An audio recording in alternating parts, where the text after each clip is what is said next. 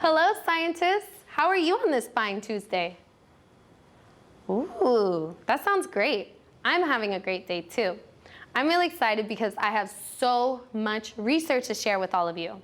Last night, I looked through some science resources for teachers and found some pretty helpful information. Did any of you do any research yesterday? What did you learn? Oh, great. Some of you learned the same things I did. I took some notes in my notebook while I did the research, and let's read them together. We should also reread our question of the week so we can refresh our memory. Oh, I'll have to remember. How do we know when something is living? Underneath that, I wrote on my notes, all living things breathe, grow, change, and need food and water. Interesting. Some of the things that I believed about living things were right, but some of them were not. Yesterday I had said some of these facts, but I added that living things should move and have a face.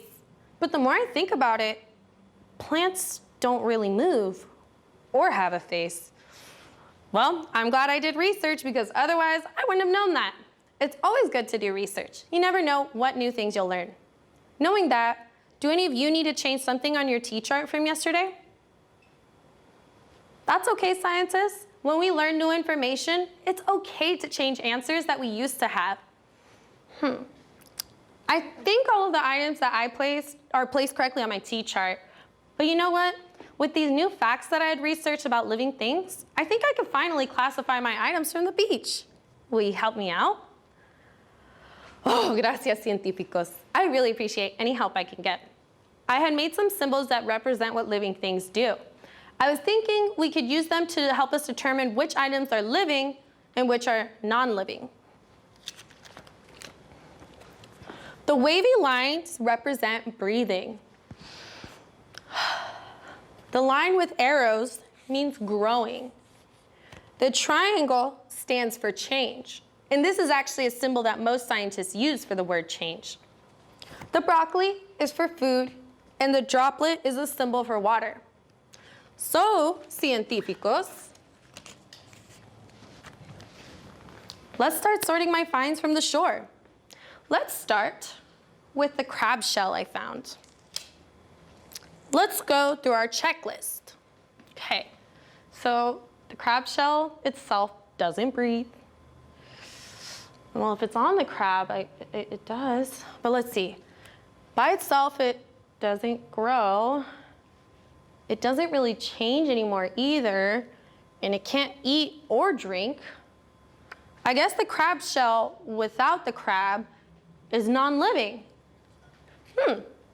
But what if there was a crab inside? Do you think that would make a difference, científicos? I think it would too. But for now, we'll categorize that as non-living. Let's see what's next. The dried seaweed. Oh, it wants to stay on the beach. This one is confusing because it's a plant, but let me see. Does it breathe? I'm not really sure. I don't think it could change or grow either because it dried out. But I'm also not sure if it can eat or drink anything. I might have to wait to sort the seaweed. We'll put that back on the beach. That's okay. I might just need to do some more research tonight. So we'll just move on to the seashell. Scientists, this reminds me a bit of the crab shell. Do you think we need to go through our checklist, or is this something, or can we use the information we just learned about the crab shell to help us out?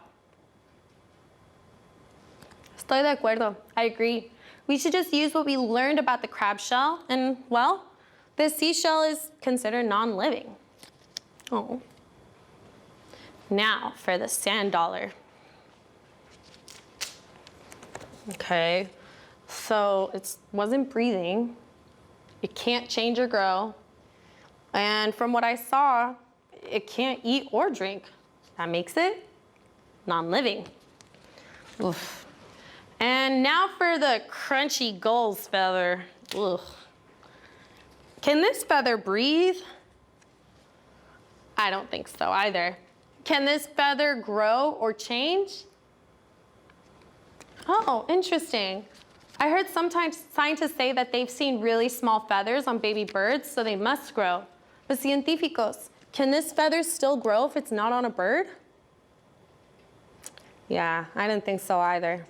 So maybe this feather used to be able to change and grow, but now it can't. I guess that likely means that it can't eat or drink either. This would make the feather non-living. Now, everything except for the seaweed is sorted. I'm going to have to do some research tonight on that. Did any of the items surprise you, científicos? Me too. The feathers surprise me the most because when they're on the bird, they're living, but once they're not, they're non-living. Some things that used to be living can now be non-living. That's a really interesting concept. I can't wait to see what I learned through my research tonight. Our time together is almost up, científicos, but I really loved learning the difference between living and non-living things with you. I'm hoping that tomorrow we can finally determine whether this seaweed is living or non-living. Maybe you can ask another scientist tonight. Thank you for learning with me today, y nos vemos mañana.